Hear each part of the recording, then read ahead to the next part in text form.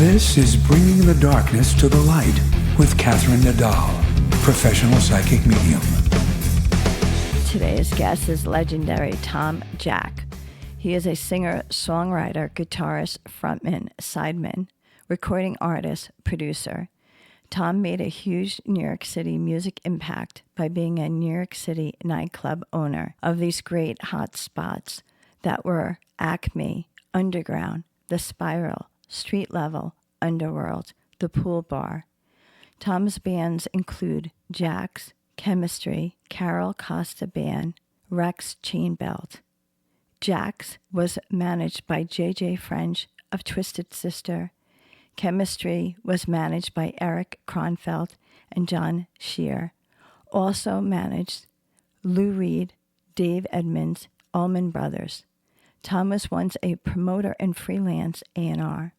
Currently, Thom is a Wall Street financial advisor and stockbroker. His passions are being a photographer, painter, husband, and father. It's a pleasure to have you on, Thom. Well, thanks so much, Catherine. Thank you for having me on. It's very much appreciated. It's a lot of fun. We've been friends a long time, and, I met a lot of good people through you and your best buddy, Doug Day, who's now in the afterlife. But so many people, we seem to know all the same people, which is a very cool New York City thing. Yeah, I mean, if you're in the game, you meet the players, right? Exactly. Wow. There's so much about you that I know, but there's so much about you that I don't know. So I know that you hailed originally from Canada. So how did you make your way to America? So in Canada, I took like a 5-year thing in high school in Canada, which was in Canada at the time, they had grade 13, which was preparatory for university. And I got a full scholarship, but I also got an opportunity to tour in a Led Zeppelin cover band. So I blew off the scholarship and I went on tour briefly, and it didn't really work out. I wasn't really happy with it. So I moved from the very small town that I'd been living in, which was like 450 people in this population, and back into Toronto, where I had lived before. And I started auditioning for bands, and I immediately got in one of the biggest bands in the city at the time, Poles. They had a hit, Siental, in Toronto. And then I left the Poles and, again, very briefly played in one of the other biggest punk bands in the city called the Viletones. I think I was in there for a weekend. And the guys from the Poles, the bass player and the drummer, asked me to start this band next Chainbelt. So we just hit the new wave, and immediately we were doing big shows. We were opening for Judas Priest, we were opening for The Damned, we had record coming out, and then some internal conflict, which you often find in bands, happened, and I split the band after the record was done, and I moved to England. And in England, I met a bunch of American guys, actually, and one of them, his wife worked at, I think it was UPI, and they had a recording studio in their home, and the front lawn of their home was where Mark Bolan from T-Rex died in his car accident. And it was really crazy because we'd be in there recording, and there'd be all these people around this tree, especially on his birthday and his death day, and there'd always be someone around this tree where his car had crashed. Anyway, he and another American guy that I met, the other American guy moved to New York from England. And he invited me down. He said, look, we got this big thing going on. We got 2 weeks worth of showcases. We've got Michael Cimbello's drummers in the band. We're being managed by the Edmonds. I'm like, the Eastmans. And I said, okay, yeah, I'll come down for 2 weeks. So I came down, and none of it was real. There was no big attorney. There was no big players in the band. We were living in Staten Island in a place that had no heat. I was like, okay, this is pretty typical for rock and roll. But anyway, that band's, disintegrated, but I wanted to stay. So the other American guy and I, we decided to form our own band. And of course, at that time, we were forming our own band. We were homeless in Manhattan in the worst winter in 40 years.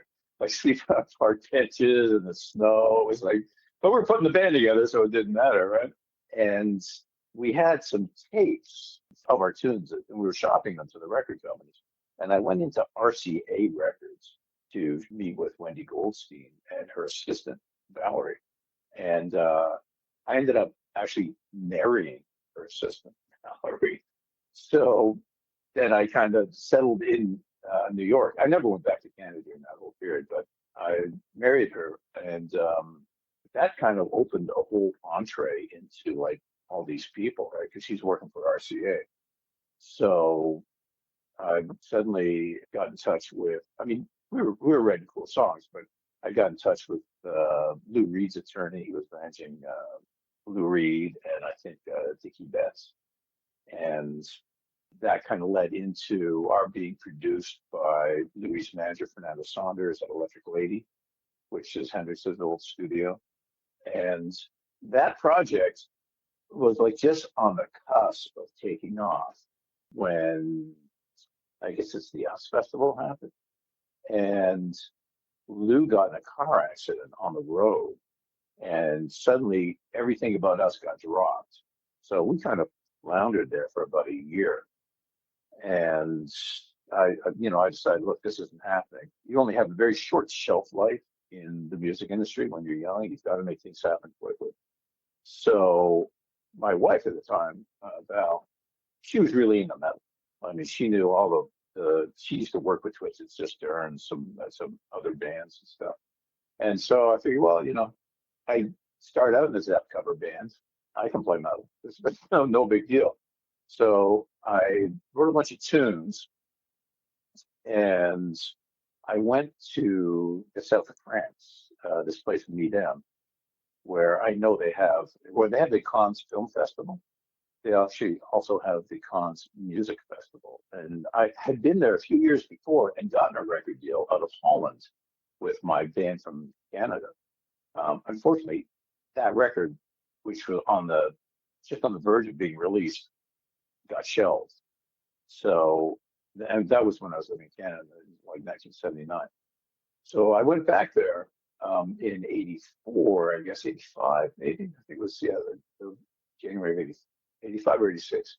And got another record deal with the glam band that I put together. And it was with the people it was out of Germany. And they had set up this production. They were taking us into the studio where White Lion did their record, and we knew White Lion. My wife had actually worked with them, and we tried to get them signed to RCA a couple of times. But her boss said that they would never do anything. And of course, they went to number 2 and number 5 simultaneously. But so we went to the studio, and we worked with one of Def Leppard's engineers, Erwin Musburg. He produced the record. And we banged it out, and we were supposed to go to Visselord, which was where Def Leppard was recording their, I think it was Hysteria, and finish it up. Now, when we left Germany, we had this huge deal on CBS, worldwide deal.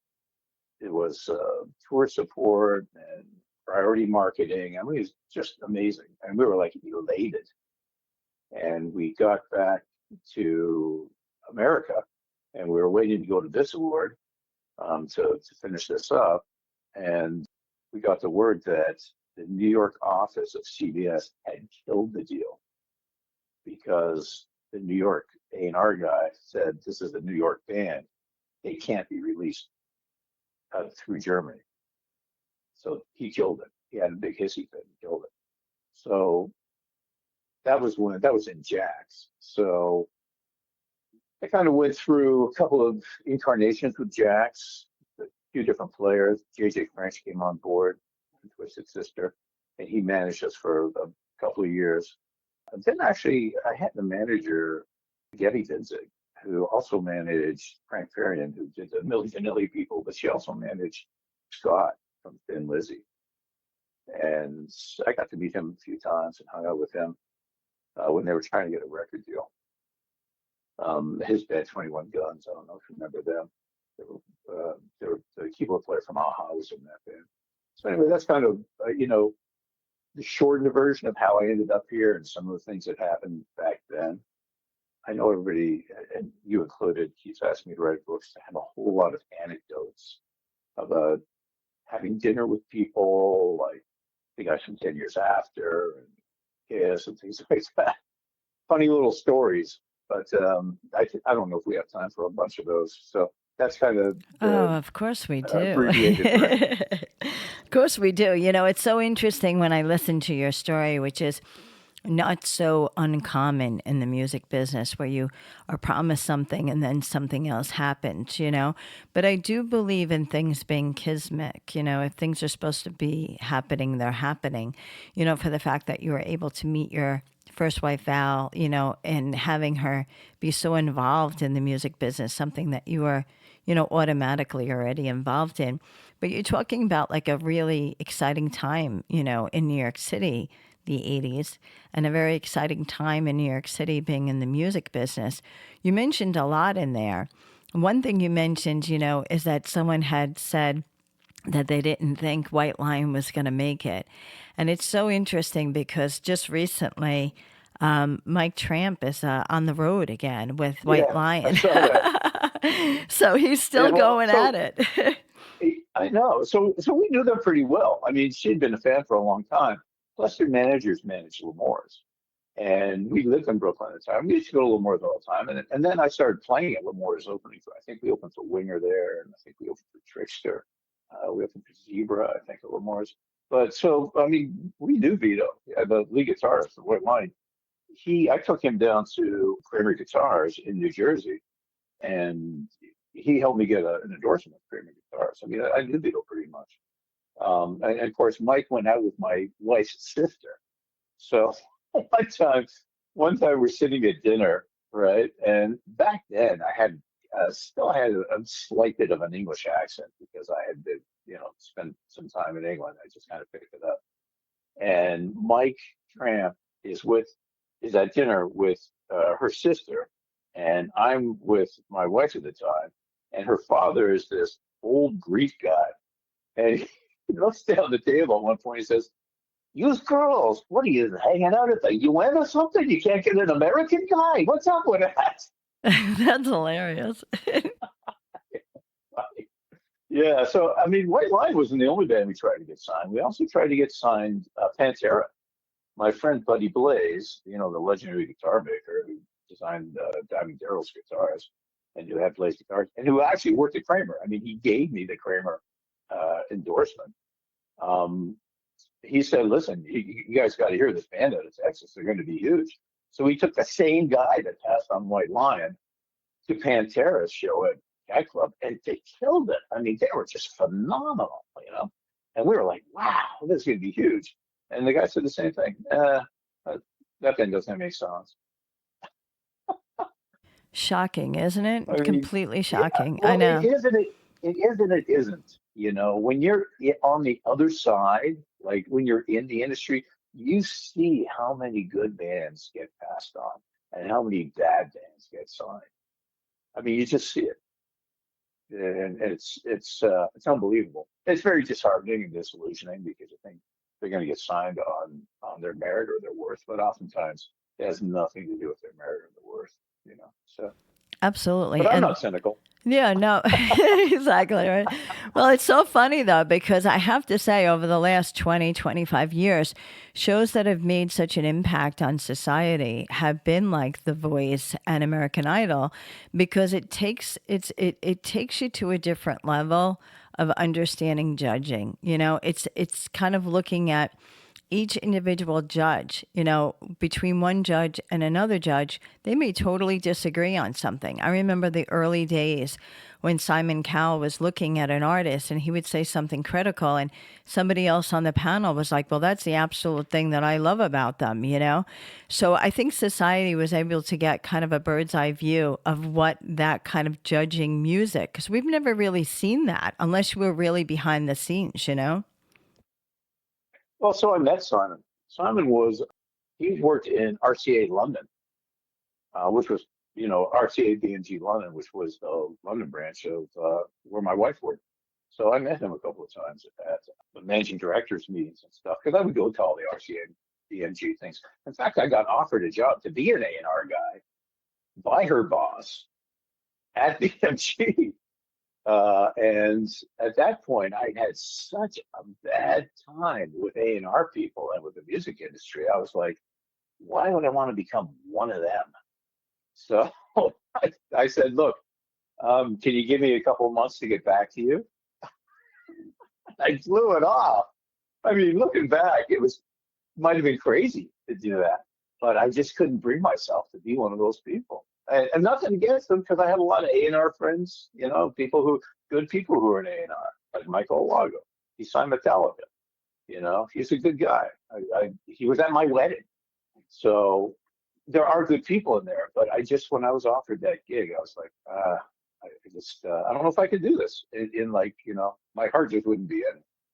Yeah, I think that's important though, but I also think what you said is so true though, because there's certain things in life your heart has to be in it. And also being an A&R guy may have been different if you really were a music guy. You may have a different kind of take on things than maybe other people in the field. Would you think that being a performer? Yeah, well, the time that I was offered this deal, this to be an A&R guy, I was waiting for my record to come out because the one I did in Germany, they had finally found a label to release it. So for some reason in my mind, I didn't think I could do both things. I could be an A&R guy and also be an artist, right? Which in retrospect, I could have. I think I could have. And I know some guys who did. There are people who have been artists and have also been A&R guys and then went back to being an artist. Frankie LaRocca, I think he's passed now, but I think he was from CBS as well. But he was in bands. I mean, a lot of people go on from being in bands to being A&R guys and signing bands and, coming back. But I mean, I didn't really want to do that whole corporate thing. I was like, I think that Star Trek movie really had an impact on me when they said it's better to rule in hell than serve in heaven. So that's when I got into the nightclub business. You're so funny. So, One thing so I could before, rule in hell. well, one thing before we move into that, because that's the part that I really love. I want to go back to something you had said earlier about working with Lou Reed. You said that he had been in a car accident and that kind of derailed you for a year. I have a lot of people connected. I'm good friends with Spencer Drake. He had designed a few of his albums, and just about a year or two ago, they had this big exhibit down at the library for Lou Reed and all of Lou Reed's collection. So I've always been kind of fascinated with Lou Reed, and especially since he's kind of like a poet and very unusual type of music. Not everyone, you either love him or you don't love him. What was your experiences with Lou Reed? Because that's really someone that I'm very interested in. Okay, so it's interesting, right? So when I was in high school in that little town of 450 people, on my walls, I painted one of Lou Reed's covers, right, from the live album, and I painted one of Bowie's covers on my walls. These huge black and white paintings on my walls of both those guys because they were my idols. I mean, I loved Velvet Underground. I loved Lou Reed. In fact, that Zeppelin cover band that I got into, I talked them into doing Sweet Jane, the live version, which was a Lou Reed song. So when I started being managed by Lou Reed's manager, I was like, this is fantastic. I'm being produced by his producer, right? Fernando. Fernando, he was in Jeff Beck's band and he worked with, a lot of famous people. And I'm like, this is great. So on my honeymoon, and we were down in Atlanta, and Eric Kronfeld, our manager, said, listen, the Amnesty International tour's on, and I'm down there with Lou, and I want you guys to come down. And I'm like, oh, geez, I don't really want to, but I guess I will. So we go down there to the Omni. We're backstage, and it's U2. I mean, I'm hanging with the guys from U2 as much as you can because they're pretty insulated. And Brian Adams was there, and the police. And I had kind of a long history with the police. I don't know why, but I always seem to interact with the police in some way or another. I mean, we were booked to open for them once in Toronto. It didn't happen, but we were booked open for them once in Toronto. And they had been down there at the Omni doing a live show when I was producing a record in the early 80s down in Atlanta. And I had to go over there. I had a van at the time, and they asked me to drive the recording equipment over from the studio. So I went over there and I hung with the guys then. So anyway, I'm backstage with the Police and my newly minted wife. We had just got married, and Joan Baez. And actually, Joan Baez started hitting on me, which was really weird. And my wife, I didn't even notice it. My wife's just like, she's hitting on you. And I'm like, nah, come on, don't be crazy. She's like, I think she's interested in you. And Val, she was a big rock and roll girl. She laughed her butt off about it. She was very cool about all that stuff. So anyway, we were down there and we're backstage with Lou. And, we're working with his bass player was also his producer, Fernando. And I don't know what happened. Something happened during that period of hanging out back there where he got pissed off about something and he said something to my manager. And my manager, a couple of days later, when we were back in New York, he was like, Lou was upset about that. And I said, oh, I'm sorry. I didn't realize it happened. I still don't even know what it was. And I thought, that's really weird. He was my hero. I love that guy. I can't imagine what I would do to make him upset. So after that band had folded and I had Jax, I was working with David Bowie's publicist. And she invited me up to the office, his office, Isola, I think it was, to meet him a couple of times. And I was like, you know what? I don't want to take a chance on meeting him. And he turns out to be an A-hat. And I could never listen to his music again because I love him. I had a real problem going listening to Lou Reed again because, he kind of threw a wrench in my gears and I never knew why. And I didn't want to do something to possibly offend David Bowie. So I blew off meeting him a couple of times. And then later on, I found out he was just like the most wonderful guy.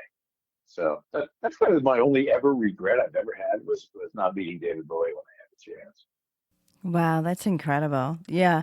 I find those things so interesting too because, there's a level of, there's a level of stress that people go through, and years later you might look at that situation and say, it probably had nothing to do with me. It was probably something that he was going through.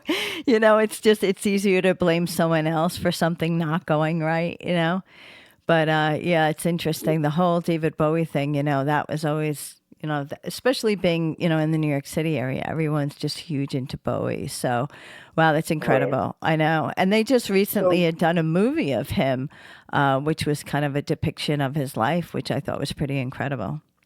Right. So, and this is kind of funny, right? So when I first got to New York and we ended up, we finally stopped being homeless in the middle of anywhere. We found a sublet, and I had an attorney at the time who was also the attorney for Searchers of Power. And he hooked me up with John Anthony. Now, do you know John Anthony? Very famous producer. He discovered and produced Queen. He discovered and produced Genesis. He discovered and produced Roxy Music. So, and he discovered and produced another band out of Canada that had a huge hit. He discovered and produced Ace that had that #1 hit. How long has this been going on? So I knew all about John Anthony. And suddenly I've got a chance to work with John Anthony, right? So we did a couple of tracks. We recorded 2 songs. And he's still a friend of mine on Facebook. And one time when we were discussing stuff on Facebook, he said he couldn't stand Lou Reed. I was like, that's crazy. I mean, so like you said, you love him or hate him. I love his music. I don't know what I did to offend him, but, apparently I'm not the only one. That's so funny. I know. Yeah, well, it's interesting. And I don't want to bust on him. No. I get it. But, it's interesting. They say sometimes when people are very, creative or poetic or, it's kind of interesting. One concert that Doug and I made a point to go to was probably around 2015, and it was to see Bob Dylan. And I said, oh, my God, I've never seen him. He's iconic. Like, We went to that concert. I think Doug had seen him before, but I mean, it was just like, we have to go. It was at the Beacon, the whole thing. And, he came out with his band and he did his music. He never once stopped to introduce the band. And we were just like looking at each other like, okay, so like, when are they going to introduce the band? It was just like coming on and going off. And it was just like so, and I was like, driving home, I was just like, wow, I can't believe that. Like, I had a different expectation on Bob Dylan. And it was the same feeling. It was like, wow, all these years I had this different persona. And I guess I saw it that night that he was just there to play the music and he doesn't care about introducing or entertaining us at all. Yeah, well, there's an old saying, never meet your idols, right? Never, Yes. but I'll tell you, so I had kind of a thing with Bob Dylan in that I never really met him, although I know some of his. I opened for his bass player, Rob Stoner, when Rob was he was playing with Link Ray and Robert Gordon, and I opened for them once when I was managed by John Scher. But my wife transferred from RCA to Arista, and the new Roger McGuinn record was coming out. So Roger McGuinn from the Byrds, right? So I grew up, 12, 13 years old when the Byrds were huge. And so suddenly we have to interact with Roger McGuinn, right?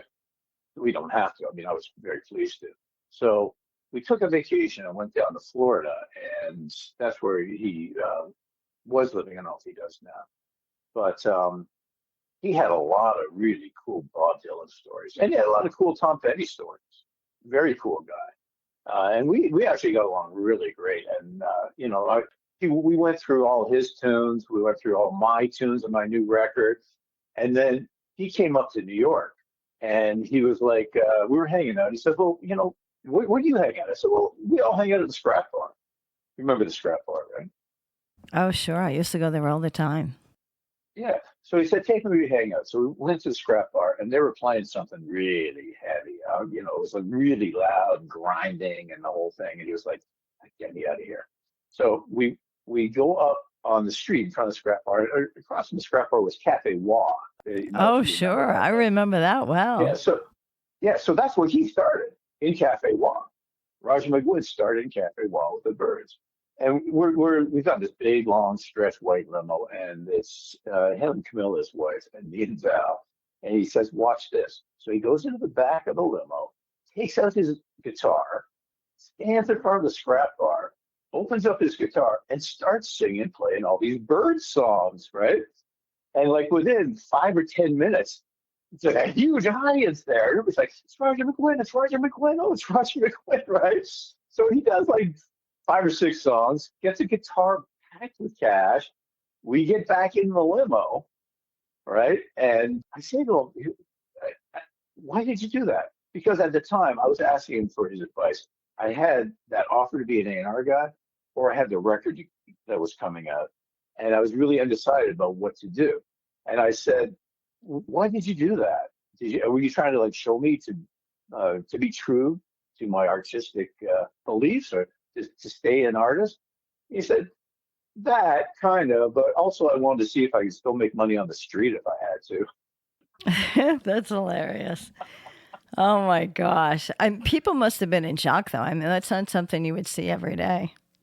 Yeah, well, do you remember Mark Morelli from a band called Pistol Dawn? He was there with me at the time. We'd been hanging out. He posted something on Facebook recently about the time I met Thom Jack at the Scrap Bar. He was hanging with Roger McGuinn from the Byrds, and we went out, and Roger did a set on the street. I'm like, yeah, but that was pretty typical back then. I got to be honest with you. During that time, we just interacted with all these people all the time.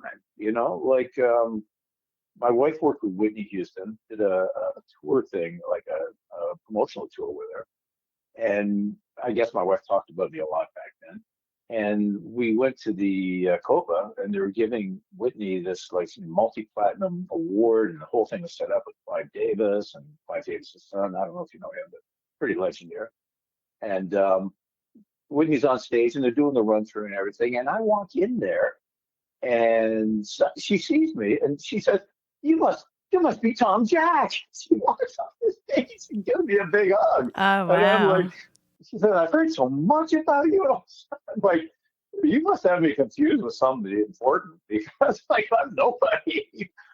But that happened to me a lot. That actually happened to me a lot. I mean, I had one time where we were backstage. Actually, it was an after party for the Grammys in New York, and the guys from Aerosmith came up and introduced themselves to me, like Steven Tyler and Joe Perry, and they came up and said, "Hey, I'm Steven Tyler." I'm like, "Yeah, man, I know." I just looked like I guess I was famous or something. And I was in that situation where probably only famous people would be, but I was, really just like a nobody. But yeah, that's not the first time I've had, more than once people come up. Like Lita Ford came up to me one time with one of these things and said, "Hi, I'm Lita. Have we ever hooked up?" No, no, this is my wife. Oh my gosh, that's funny. Lita's still playing around too. She's all over the Yeah. place. Great for her. That's so great. Well, I want to make go ahead. sure I get to you going into all of your your establishments. We have to bring that up. Well, I kind of got into being a nightclub owner. Like, I just fell into it accidentally. So my band Jax had played this club called the Pool Bar. It was in the beginning of August, and I had all these A&R people set up to come down and see the band. We had the record coming out in Germany still. I think it changed from CBS. We had it on Polygram or something like that. I had a new band. JJ was the manager. We had all this stuff going on, and we played this gig, and no A&R people showed up. Of course, at that time, I didn't know that in August nobody's going to show up anyway. But I was really hopeful because in August they're all out doing stuff somewhere where it's nice and sunny and on the beach or whatever. So nobody showed up. The next day, I get a call in the morning from Germany saying the record's been dropped again, and this record was completely done. I mean, it was done by a Def Leppard's engineer, produced it. He also produced a bunch of other bands that were huge. He actually worked with David Bowie. So I get a call saying the record's not coming up. It's been dropped again. And I'm like, oh, I can't believe it. So I call the band and I tell the band members, and two of them quit. So now the record's been dropped. The band is broken up. My wife gets home from work and I tell her, look, the band's broken up. The record's been dropped. And she says, oh, okay, well, I'm leaving. And she left. She left me.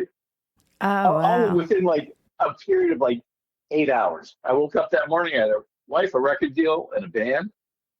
By like 6 o'clock at night, I had none of it. Right. And I'm like, wow. And at the time I had no income except teaching guitar. I was a guitar teacher. And I was, doing stuff with the band, but I had no other income at all. So suddenly I'm like, oh, what am I going to do? And I get a call from the club I had played the night before, called the Pool Bar. And the guy says, can you do sound? And I said, sure. I had never done live sound before, but I had been in recording studios for years, right? I just did a whole big record with Def Leppard's engineer. I'd worked with John Anthony, the producer. I'd worked, sound as pretty Electric Lady. I mean, I knew everything about sound in the studio, but I'd never done live sound. So he says, well, our sound man just quit. Can you come in and do it? I said, okay, I'll be right there. So I go to the Pool Bar and I walk in, and they had this band called Funk Face on, and they had it was packed, and it was all African American people. I was like the only white guy in the room, except for the promoter. And I'm not casting aspersions here or anything. I'm just stating what it was, and because it was a hardcore funk band. And I walked in there, and as soon as they saw me, they figured, okay, the sound man's here, and they started to play. So I go over to the soundboard, and I'm looking at the soundboard, and I'm thinking, what the hell is this? This is like, I've never seen this kind of soundboard before. And the band's playing. It's a small room, so you could hear the instruments coming off the stage. The lead singer gets up there and starts to sing, and you can't hear a word, right? And I'm like twiddling the knobs and trying to figure out what the problem is. And these two really big guys come up to me and say, turn up the vocals, white boy. And I look at them and I think, I've had a bad day, man. My band's broke up, my records got dropped, my wife left me, and now I'm going to die. Oh I my mean, gosh. what do I have to lose, right? So I'm looking at this board, and it turns out it's a Fender board, 12-channel board from the 60s. I've never heard of it or seen it or anything, but I looked at it, and I looked at how it was patched into the amplifiers and stuff, and I realized it was patched mono, and they had it panned to the wrong side on the pan pots. The engineers there will know what I'm talking about. So I just swept my hand across the pan pots, put it on the right side for the mono. The vocals came up. It sounded phenomenal. And the band went crazy. The room went crazy. And at the end of the night, the promoter said to me, "Hey, you want to work tomorrow?" I said, "Sure." You know, and that started my whole career as a nightclub owner. Oh, That wow. night. That's incredible. Yeah, so that he and I started booking that. He gave me a couple of nights to book. And my nights did really well because, I mean, I booked the Throbs in there. I don't know if you remember them. I booked a lot of big New York bands because I knew them all. I was the guy who was on stage, and I'm the guy who's putting them on stage. So we revamped that with Doug and put in this huge PA, and I got Dougie working there, and the room sounded phenomenal. We changed it from Pool Bar to Underworld, and it was doing great. We were packing it up. And then I got offers to do other places, right? So the same guy who owned Underworld owned this new restaurant called Street Level on Avenue A and housed it. And the restaurant was dire. He said, "Can you put bands in here?" So I figured, okay, yeah, a chance to have my own place. So it was all windows. And there was no place that like you could cover it up for the band to play. So I put the stage in the window and you could see the bands from the street. And and I was trying to book the rock bands that I had been booking in Underworld, and none of them wanted to play there. They didn't want to play in a place that had tables and you played in the window, blah, blah, blah. So I had to book whatever I could find. And that just happened to be a bunch of bands that couldn't get gigs anywhere else. And they were called alternative bands. And that was the beginning of the whole alternative movement in the 90s. So suddenly, Nightclub Street Level, which the rock bands didn't want to play it, was packed. We were getting write-ups all over the place. And I just happened to catch the alternative movement, you know, just at the cusp of the takeoff. So the people who were booking Spiral, which was down across Avenue A from us, they saw that we were packing them in here. And the guy said to me, "Do you want to come and book the club?" And I said, "Well, yeah, okay. I'll give it a shot." So I started booking Spiral, and I was booking Street Level, I was booking Underworld. So I had three places going simultaneously. And I lived on First Avenue and Third Street, so I could just walk back and forth all night. It was no big deal. And then the owner of Underworld had made a mistake. He had a separate liquor license for the Underworld and another one for the restaurant on top of it. But when they didn't send his liquor license renewal for the Underworld, he figured he'd save a couple $1,000s and not renew it, which is against the law, right? So the police found out about this because every time they came to check the liquor license at the Underworld, he would run down the liquor license from the restaurant upstairs. So they came in a couple of times and they figured it out. And we had a band not show up one night. And so we closed early. And as we closed and we locked the door and walked out, I saw all these cop cars come, almost like a SWAT team, all these cop cars come. And they were coming and going into the restaurant above the Underworld as well, simultaneously to get the two liquor licenses. And the Underworld was closed. We just closed like 5 or 10 minutes beforehand, so they couldn't get in. But he could never open it again. So now I had Street Level and Spiral, and I ended up buying Spiral from the owner at that time. And then I got into Acme Underground after that. That's incredible. You know, when you talk about the cops going back and forth like that, very, very 80s and 90s scene, right? Oh yeah, I mean it was unbelievable. One time at Street Level, we had this band playing. It was my favorite band, and they were doing the headline spot. The room was packed. My door girl was up at the door, and suddenly I see her jump up and start waving her arms. I'm like, "What's going on?" And it's just da da da da. She can't even speak right. So I go up and she points out, and there's a drive-by shooting going on right in front of the club. and some guy gets shot in the crotch and comes in through our back door and falls into the club. And these other two guys get shot out in front of the club. And this was before cell phones. And I'm looking at this, I'm thinking, oh no, I've got to call the police. So I walk out into the Avenue A, and there's a telephone there. And I call the police, and I tell them what's going on. And the emergency people said, "Is the shooter still there?" And I thought, oh, you know what? I never really checked for that. And I look around, and they're sitting in the car across the street. Oh And I'm my like, I better gosh. get out of here. Yeah, I gotta run back in there, run back into the club, and then it turned into a crime scene, and it was just a whole scene. I mean, back in those days, Avenue A, that was like the reason I could open clubs there is because nobody wanted to be there, except for the people coming in who didn't know how bad it was, right? Like one day, I saw this guy pass out of the bar, and this is I didn't own street level, I just promoted it. But I saw this guy pass out of the bar, and I said, the bartender, what's this guy pass out? And she says, he's cool, no problem. I said, his lips are blue. And she said, what? What? I looked at like the guy had OD'd at the bar. Oh no. You Yeah, know, very typical. yes. Well, that's the thing, I go back and I think about hanging out in the city. You mentioned quite a few places that I had been at. The pool bar, definitely. We used to go to another place on 23rd Street called Live Bait.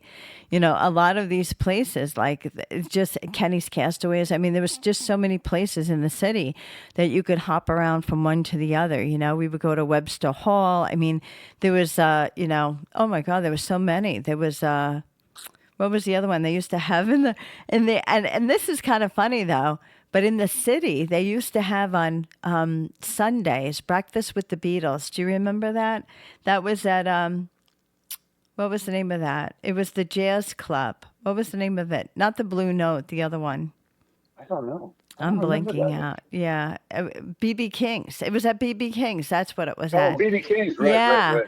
So you could go to the Blue Note, you could go to the Bottom Line, you could go to BB King's. I mean, there were so many places that you could just hop around and see different things. It's pretty incredible. Well, Webster Hall, when it was the Ritz, so I was managed by John Scher, who managed the Ritz. He booked the Ritz, right? So I actually had my own table at the Ritz, and it was like the best sight lines. And we played the Ritz like a bunch of times. One time we were opening for Billy Idol, and Ian Hunter from Martha Hoople got up and played. It was great. It was amazing. But I had just moved in to New York at that time. Like I'd only been in New York about a year and a half, and I didn't realize how unusual that was. I thought it was normal for everybody. Like we played the China Club one time. John Scher books in the China Club, and at the end of our set, the owner Tom comes up and says, "We got some guys want to get up and jam. Can they jam with you and use your instruments and stuff?" I said, "Well, I don't know. Can they play?" Thinking, "Yeah, sure, whatever." He says, "Yeah, I think you'll see that they can play." And who gets up? But Stevie Wonder, right? Nile Rodgers, who produced Madonna, he was in Chic, right? John Waite, who had the current #1 single in America, and Steve Perrone from Tom Petty's band. I mean, these guys just get up and Elliot Randall from Steely Dan. And I'm thinking, I guess this happens to everybody. I mean, it just seemed normal. Yeah, I tell great, people right? that now, they're like, Stevie Wonder got up and jammed at your gig. I'm like, yeah, you know? That's so great. I know. You just reminded me of going to the Limelight as well. That was another place, that was iconic to New York City. I'm sure you were there probably plenty of times. Yeah, actually, I used to play in the VIP room, do acoustic sets in the VIP room. But yeah, I mean, Sunday night was Limelight night. Everybody went there on Sundays. Nicky booked it. And later on, I worked with Nicky a little bit at a couple of his clubs in Bond Street. I think I put some stuff in there. I think I put some stuff in at Raw. But yeah, Limelight, everybody. And the funny thing was, bands that play Limelight, they think that they had like made it, but you know, It was just one place. Although Dickie got some great bands in there. I mean, really, really good. Limelight and Cat Club were the two big places. Oh yeah. Well, I mean the 80s. I remember going down for after our prom, like 1986, and we were all trying to get into Adam and Eve. Do you remember that was another one in New York City? That was on the east side, I think up on First Avenue.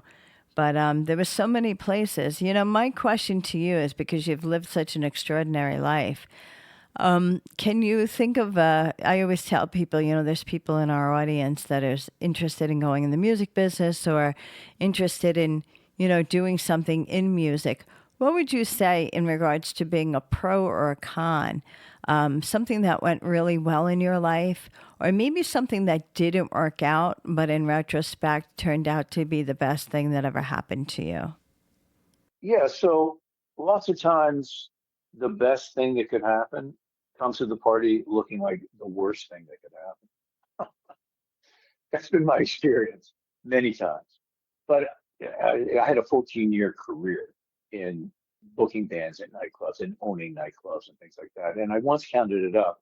I was running 5 to 7 bands a night, 3 different clubs simultaneously for a long time, 7 nights a week. I put between 50 and 75,000 bands on stage over that 14 years in New York City. And a lot of them, like the Strokes and things like that, went on to have, big records and careers and things like that.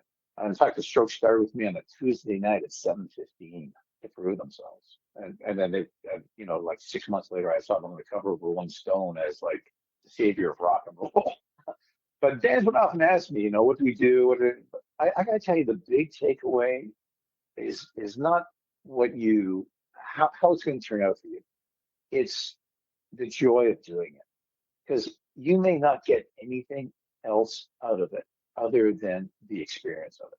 So just enjoy the hell out of it and enjoy all parts of it. We're so often we're putting the enjoyment of what we're doing on the back burner while we try to achieve the results. But lots of times, even though you may do everything perfectly, you're not going to get the results. I mean, I've had 3 records that did not come out that were actually totally finished, and there's nothing I could have done to change that outcome.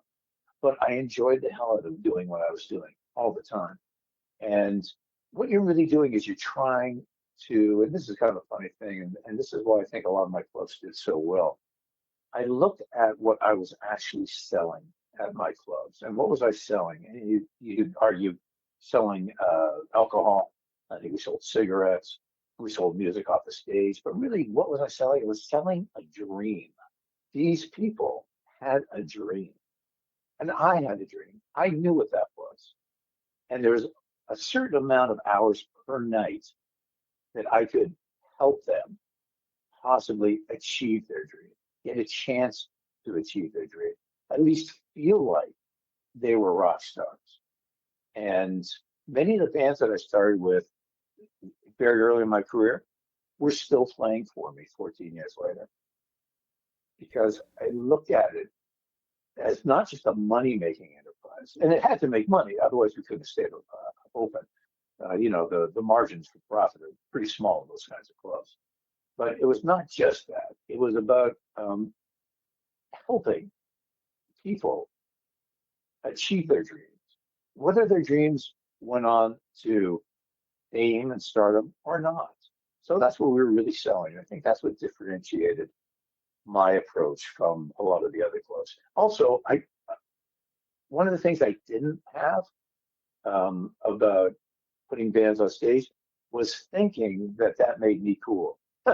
Like a lot of people got into that business thinking, yeah, I'll put bands on stage and that'll make me a cool guy and I'll be part of this whole scene.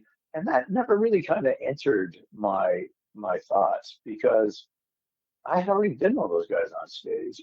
Being a nightclub owner or promoter or whatever it was kind of a step down in a lot of ways. So I never wanted to own or put bands on stage that I would think I would be cool by hanging around with them. Yeah, I never Actually, I never really cared about being cool at all.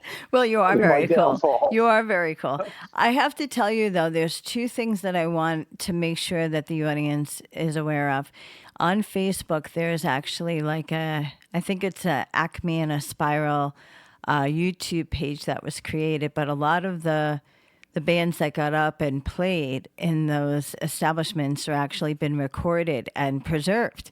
And I saw a video recently where it was actually Joan Osborne's brother actually was performing. And I think he's Yeah. credited for making the song If God Was One of Us. So that was pretty cool to see. It was like around 1998 or so. Well, so the story behind that is Rick Siegel, who was actually Bugsy Siegel, his great nephew. Rick Siegel, at the very early days of the internet, nobody really knew what it was. Nobody really knew what it was going to be. Rick Siegel put together a thing called online TV.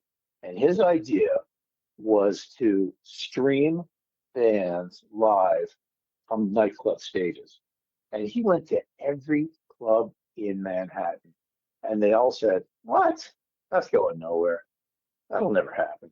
And they all turned him down. And he came to me and I said, "Wow, this is great. This would be like getting in on RCA television back in the 40s when it was just starting out, right?" And I thought this is going to be phenomenal. It's going to be huge. So I immediately said, "Yeah, come in, start doing it." So we started broadcasting. We were the first club in the world to broadcast live on the internet at the Spiral. We don't get credit for it. And there's some other clubs that try to take credit for it, but who cares, right? We were the first. And the funny story is, so we had to get these T1 lines put in. You know what a T1 line is, right? Yes. Yeah, now it's common knowledge. But back then, nobody knew what it was.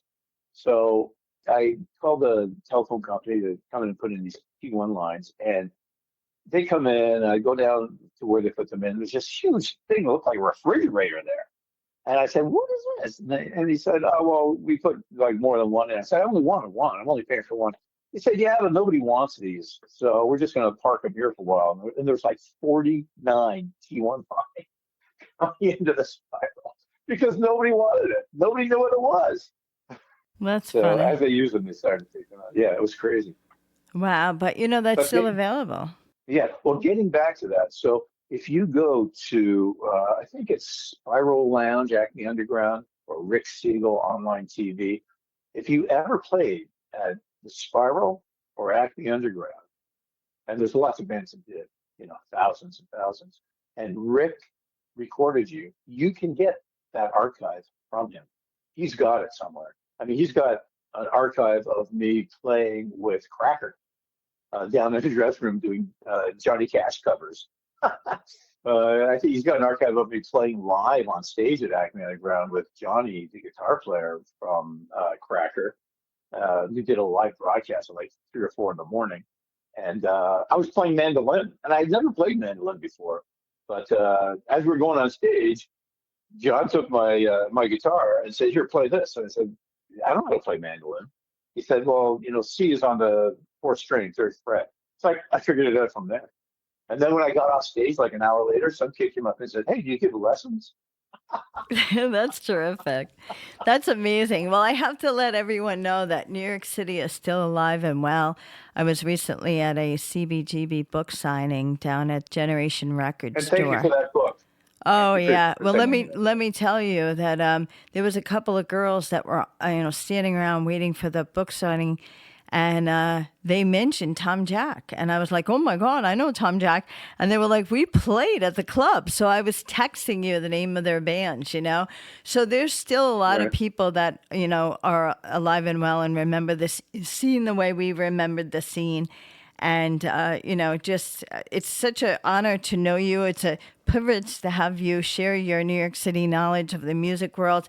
I am definitely telling you, you need to do a book because there's too many stories that the world needs to hear that are really interesting. It's just so many different people that are connected. Yeah, well, I mean, I've often told people in the 90s to the early aughts, if you were into the music scene, or you were in a band, there's probably a 95% chance you either came to one of my clubs, you played at one of my clubs, or you worked for me. That was true for a lot of years. But thank you very much for having me on, Catherine. Oh, please. It was a wonderful. I'm very chuffed. Very wonderful. I know now you're working in the finance, but you still have music. So we're going to roll out with your song, Don't Let Them Get You Down by Thom Jack. So can you just promote your social media or how they can pick up your music?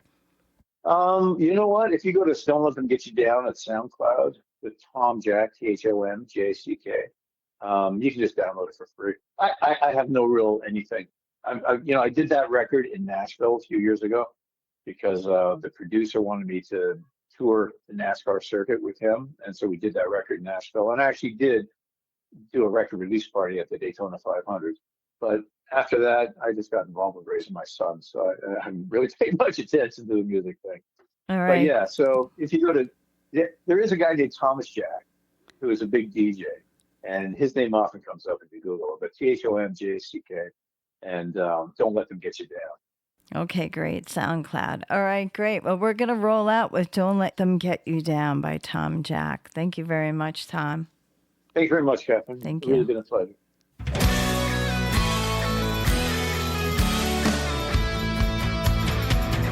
Don't let them get you down, and don't let them push you around. No matter what they do, you don't let them get to you. When you can't make it through another day, and all you wanna do is run away. When no one else seems like they're on your side, don't run and hide. Take my hand and we will make a stand. So don't let them get you down, and don't let them push you around. No matter what they do, you don't let them get to you. You don't let them kick you down, and don't give up without a sound. No matter what they do, you don't let them get to you. When the good times seem so far away, bad times look as though they're here to stay. Don't fall down in front of hopelessness. Just do your best. Take my hand and I will do the rest.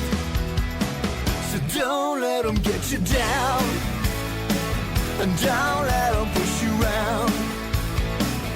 No matter what they do, you don't let them get to you. You don't let them kick you down, and don't give up without a sound. No matter what they do, you don't let them get to you.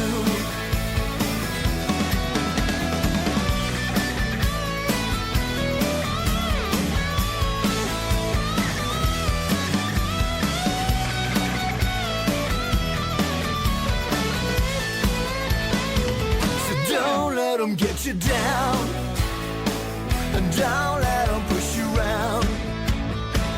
No matter what they do, you don't let them get to you.